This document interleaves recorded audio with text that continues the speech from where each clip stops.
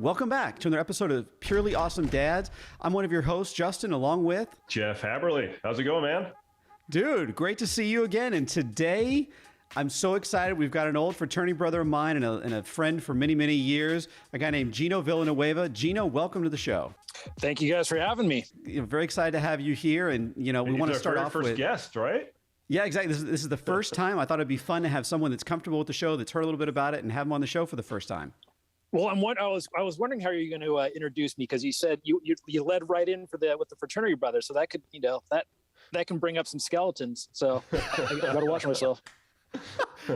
Well, unfortunately, this audience doesn't know many of them, and Jeff probably doesn't even know half those stories. So I think at some point we definitely need to disclose some of those. I might be scarred for life. I may think of you differently now, Justin. Well, for our audience, I will tell you at one point, Gino was with me during this, just very briefly. We were doing a scavenger hunt in San Diego. And do you remember when the cops almost arrested all of us? Were you there for that? I was. Yes. I heard that story. Well, I was one that tasked you. I was part of the group that tasked you guys to go out and get some stuff done. Getting arrested was not one of those, for the record. So, Gino and I have a long history of fun stuff. And the crazy part now is he now works for the law. So now he is the man at the hour, the Tower of Power himself, correct? I do. It's I'm approaching 20 years in the law enforcement industry. It's been very interesting to say the least, but there's definitely a lot of passion there. Well, that's exciting. Well, as we start off all our shows these days, we're going to start off with, what have you done recently to be awesome? Well, yeah, you mentioned college, correct? And that was 20 some odd years ago, right? Well, I guess to be awesome is last week I turned in my very first assignment for some graduate courses I've taken. And this is me. I only have a bachelor's. So, okay. and since then I haven't looked back on expanding my education. And now I decided to take some graduate courses, just to see what it's like, online learning. And I had an assignment that I had to do. It took some writing. I had to write. I had to cite properly. I had to make sure that I'm not plagiarizing. And I think it was probably at 12:15 in the morning, I had to turn something in that was due the next day. And that was nice. Congratulations, man. Thanks. It takes a lot of guts to go back after 20 plus years, man. I can imagine doing that now.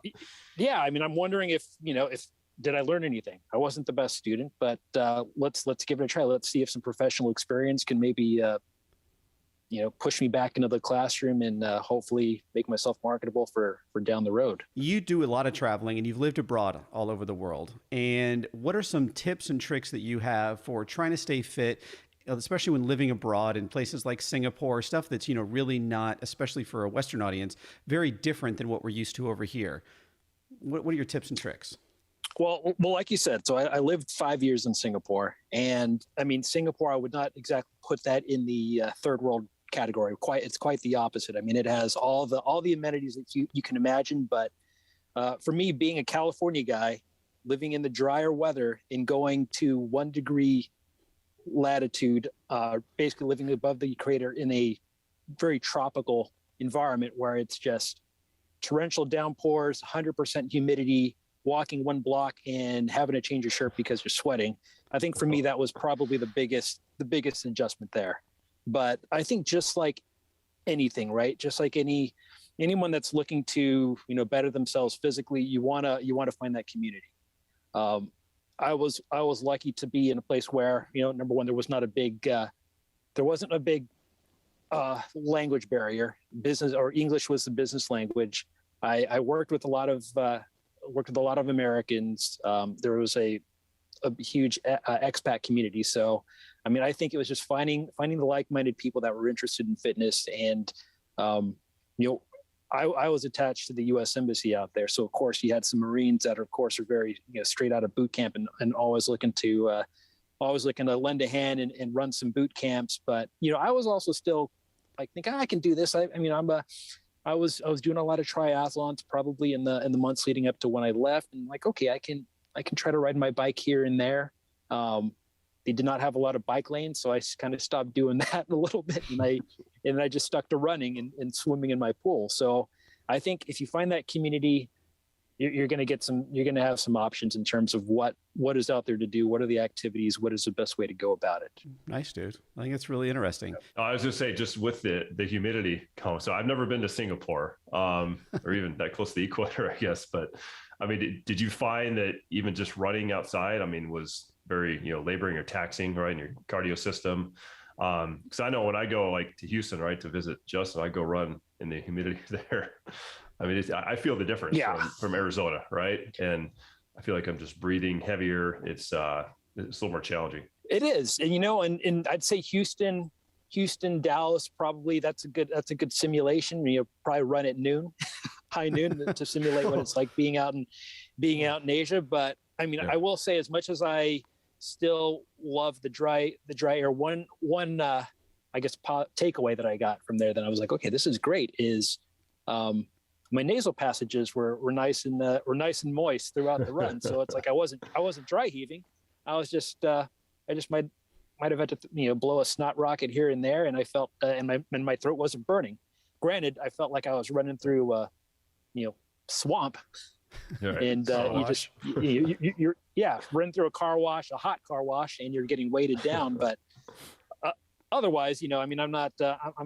I'm slow and slower. Those are my two paces of running, and I was definitely on the slower side. But I guess nasal passages felt there was a little bit of relief running in the in the humidity. That's really awesome because, obviously it's like I woke up this morning and the house is covered in dew and you can't see outside because it's so humid here.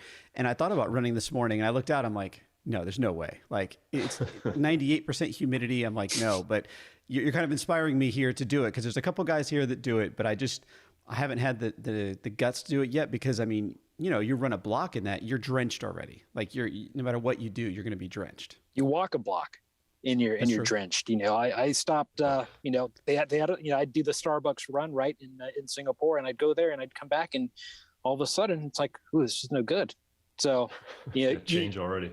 You change, or you get those sweat wicking undershirts. You just kind of have to adapt to the elements and just try not to change what you want to do. It's like, it's not going to, I went over there. I had this experience of, oh gosh, you got to try all the different foods here. The food is excellent. And I'd say after a good couple of, 2 or 3 months of just eating all the food that they have there. And by far, I say it's some of the best in the world. I noticed it, clothes weren't fitting right. And I said, okay, well, I need to make this work. Let me get out there. Let me go out and go for a little run in the Botanic Gardens. I'll shower and I get back to my desk for, to work out the rest of the day, and I'm still sweating buckets, but I'm like, well, you do what you got to do. But again, hydration, just like anything, hydration is the key. So I didn't go anywhere without carrying a bottle of cold water with me. Was there anywhere that you traveled that you found it hard to even work out or do anything? Like it was just either it was dangerous or the condition, just couldn't do it of time or anything like that? Was there anywhere that you felt like you spent some time at and you really couldn't do what you wanted to do? Yeah, I'd say, living in Asia, right? I think Singapore is the anomaly, but if you go to any large metropolitan city, there's always going to be some challenges. I think mainly just infrastructure. One place I'll call to mind is Manila in the Philippines there. It's full of traffic. I think traffic is always going to be, the biggest challenge over there. So, I mean, I think you could brave it and take your bike out onto the streets, but you're not going to see a lot of people obeying traffic. So I think riding your bike around, you run that risk of just getting hit. Even running, right? I mean, same thing with running. I did not like to run with any earbuds. I was like literally head on a swivel, running around foot traffic, running over potholes, what have you. So, I mean, I think doing that, this is just too much. And you just hope that, if you're staying in a hotel, you typically, in those cities, you're going to have the finest of amenities, and you can just do all your working out in the hotel. And that's what I did. Anytime I was on a trip, it's like, okay, let's find the gym, let's go in there and do some sort of workout. Now, is there any place that you went that like made you so glad to come home? Like for me, I've traveled, you and I talked a lot about it this summer when we got together. There's some places I've come back and been like, you know what? I'm glad I'm not there. Is there any place that you have just you just don't want to ever really go back to for any reason? Well, I mean, I wouldn't say I would not want to go back to, but I would just say, okay, this is not the place I'd want to bring the family. And Okay. you know, when you're working, you know, just because I was working with the U.S. government and you're attached to the embassy, you're always going to be advised about travel advisories of what to avoid. And I had the unique opportunity to travel 3 times to Papua New Guinea, Port Moresby. Now, the only thing I knew about Port Moresby prior to that was it was one of the cities on the game Where in the World is Carmen Sandiego. I don't know. I don't know if you played that back in. Oh yeah, back in That's the a great back game. in the show yeah. and everything. That's Oh, great. love that game. It was awesome. It's like, ooh, Yeah. Port Moresby. That sounds like a cool place to visit. Why not? I go, yeah, and I go there, and I guess what I was told was just watch out. There's a lot of street violence, a lot of tribal stuff. They said even in front of the embassy there were carjackings. So they just say if you're going to go anywhere, you have to travel in pairs.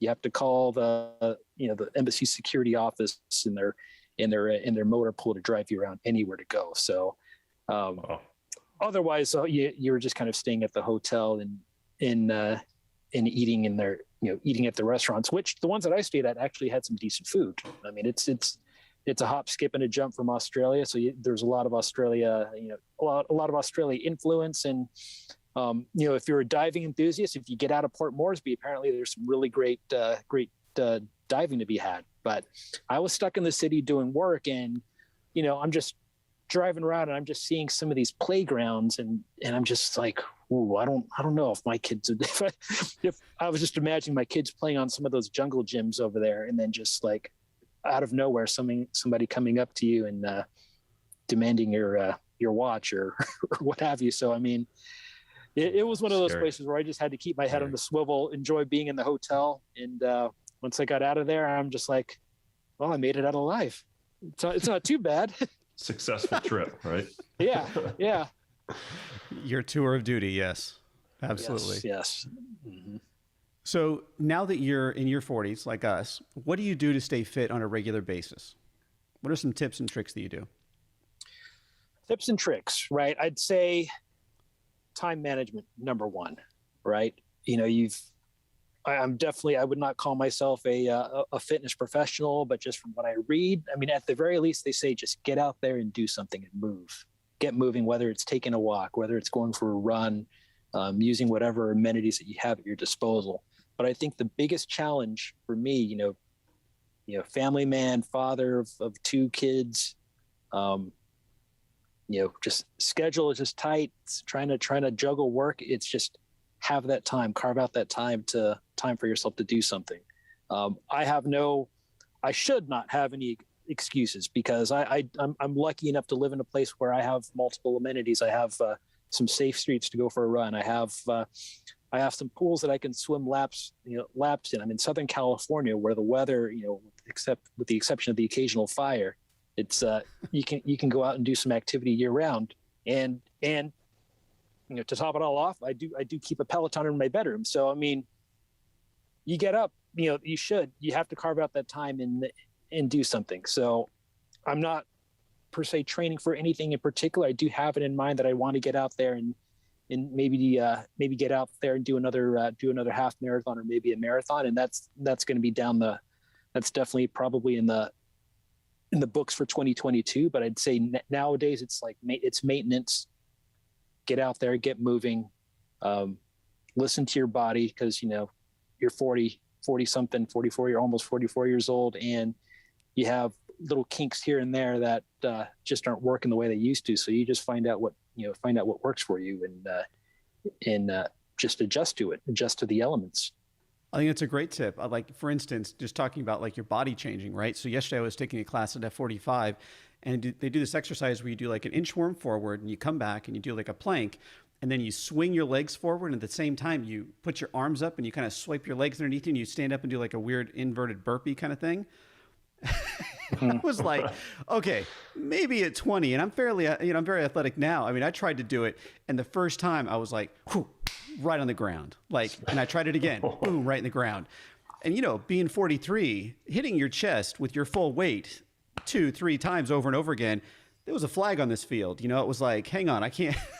I'm going to change the way I'm doing this because it just wasn't working right. And so not only do you have to pay attention to your body, but you also have to know your limits, right? If it looks dumb and you don't want to do it, you can always modify it. And so I have to just say, for that instance, I knew I probably couldn't do it, but I was kind of challenged to do it. But to do it 3 times was not the brightest moment in my life. Well, in my you mentioned that, and shoulders just no good, no bueno. I had shoulder surgery a couple of years ago, and it's healed, and I'm doing stuff again. But my left shoulder not too good. I was like, I don't really want to have to get it's my non-throwing shoulder, so I can live with it. But yeah, it's just one of those things. It's okay. You want to do some basic things. You want to make you want to be right. And be able to go out there and throw the ball around or do whatever you want to do with your kids athletically. But yeah, there's a time where you can just say, that's just not where I'm going nowadays. Please stay tuned for part 2 of this awesome episode where we learn more about Gino, the world, and being awesome in general.